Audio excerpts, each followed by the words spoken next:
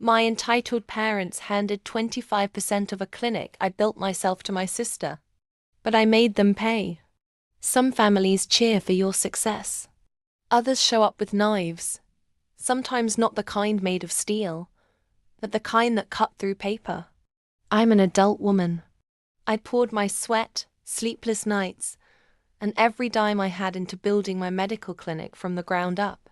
What started as a small room with second-hand equipment had grown into one of the most respected practices in the city. My clinic wasn't just a business, it was my life's work.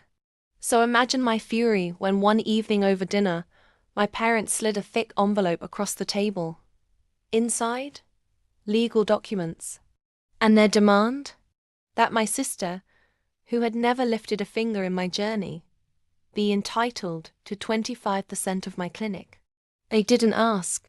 They expected. My sister smirked across the table, already tasting the money. My parents leaned back in their chairs like monarchs handing down decrees. But instead of rage, I laughed. I reached into my briefcase, pulled out a folder of my own, and laid it carefully on the table. "Funny you should bring up documents," I said, my voice calm but sharp enough to slice glass. I opened mine and flipped to a page I knew by heart. Clause 4.3. I began to read aloud.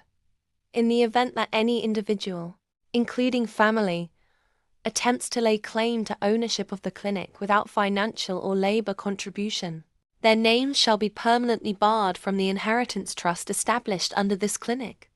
Their faces drained of color. Because here's the twist. Not only had I protected my clinic from leeches, but the trust also contained my estate, assets, and the very home they lived in. My sister stammered, You can't do that."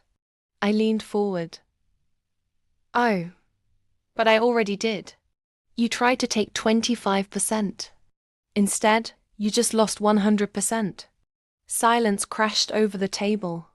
My parents froze, realizing their greed had cost them everything.